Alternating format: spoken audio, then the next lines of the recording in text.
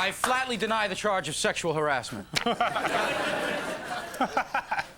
Folks, my first guest this evening you've seen on The Letterman Show. He's on HBO on his own specials. He's got 2 comedy albums entitled Dangerous and Relentless, and he is definitely both of those. Say hello to Bill Hicks, folks. Bill,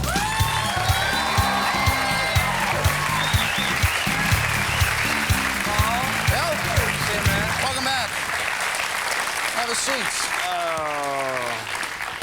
Nice to have you back. How you doing? I'm doing well. Yourself? I'm doing pretty good, except for this, you know, controversy. The Clarence Thomas? Yeah, right. I'm involved with that, yeah. I tell you what. I put the pubic hair in the Coke, by the way. I wrote The Exorcist. Was that in the intro? You know, I learned something real important watching that Clarence Thomas hearing. You know? I don't stand a chance. Okay? Don't even call the committee. Mr. Hicks, are you familiar at all with a video series called Clam Lappers Volume 1 through 90? Sort of familiar, but, Mr. Hicks, are you familiar with a man named Manuel who works at the Show World Adult Video Parlor? Manny! Mr. Hicks, they subpoena me. They subpoena me. Wouldn't take long. But, you know, what's really the bummer is that porno took a real beating, you know, and, Bad choice of words. Yeah, well... I got something to tell you, and I hope I'm not out of line, but, I love pornography. Sorry.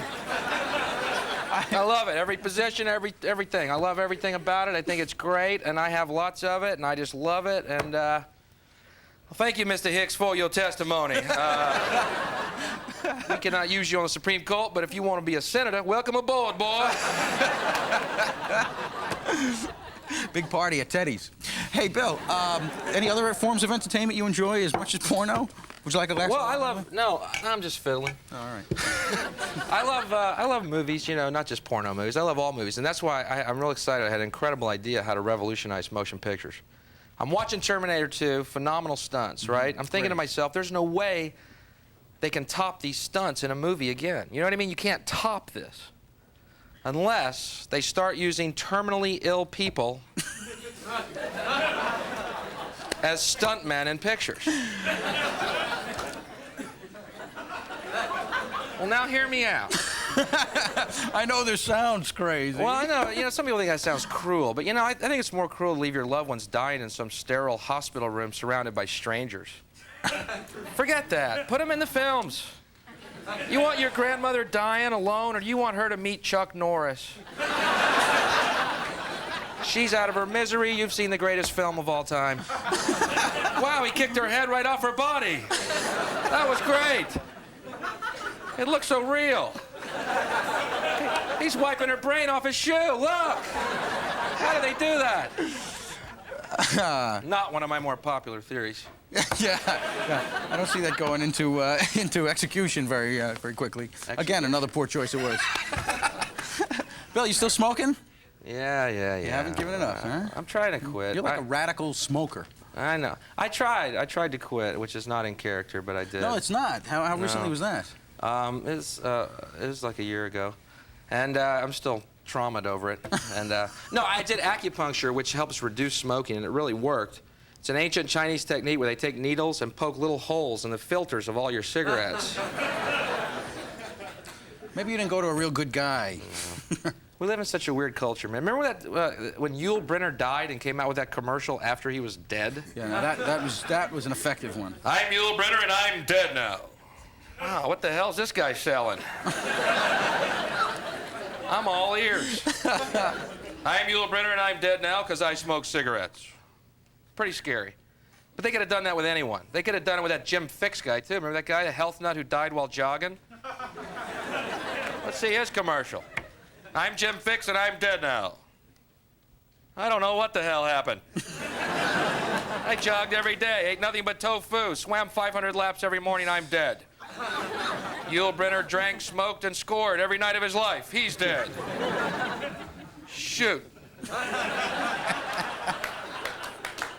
Well, they say people who quit smoking say that all their senses get sharper. That they Yeah, can smell better, taste better, and all yeah, that. yeah. Your sense of smell comes. I live in New York City. I don't want my sense of smell back, all right?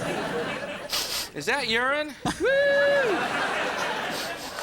I think I smell a dead guy. Honey, look at that guy covered in urine. All right. So glad I quit smoking. I never would have found him. New York, New York. Well, now, a lot of non-smokers are getting pretty vocal about their rights. So in New York, you're really running the risk of lighting up a cigarette in a restaurant. Yeah, well, I know what they want to see. I'm Bill Hicks, and I'm dead now, because I smoke cigarettes. Cigarettes didn't kill me. A bunch of non-smokers kicked the tar out of me one night. I tried to run. They had more energy than I. I tried to hide. They heard me wheezing. Many of them smelled me. There he is. Get him, get him, get him. Is it? Do you find confrontations with non-smokers? Well, I'll tell you, I'm going to read an article to you. This is an absolutely true article about that mass murder in Luby's down in Texas. Mr. Joy. This is a friend of yours, wasn't he? Yeah. Henner crashed through the window and started shooting everyone, but mostly he shot people in the no-smoking section. They got it the worst.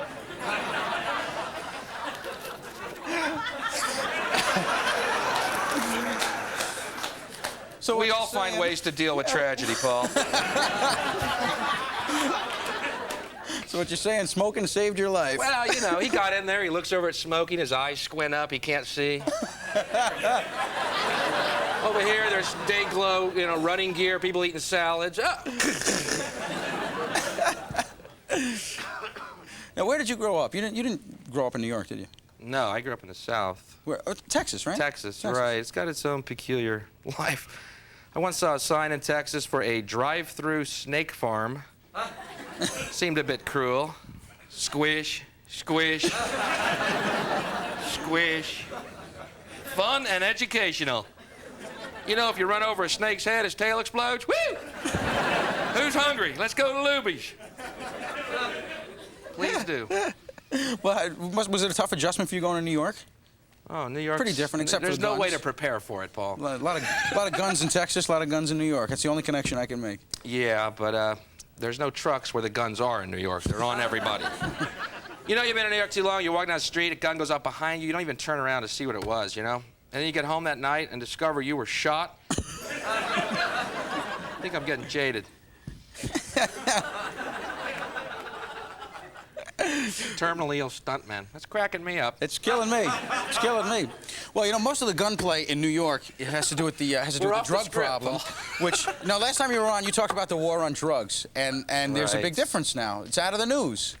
Well, you know, if you've been in New York City, you know that the war on drugs has definitely taken a ceasefire, okay? You walk through the streets, people sell drugs out loud on the streets of New York. It's unbelievable. Heroin, heroin, heroin. Coke, coke, coke. Smoke, smoke, smoke. It's unbelievable. I'm walking down the street one day, a guy's walking ahead of me, passes one of those guys, guy looks at him and goes, heroin, heroin, heroin, heroin. I walk by him, he looks at me, he goes, glue. I can afford heroin, buddy. I'm doing laundry right now. As soon as my jacket's out of the cleaners, I'm coming back and buying some from you. Bill Hicks, folks. Don't go away. There's more on Comic Show.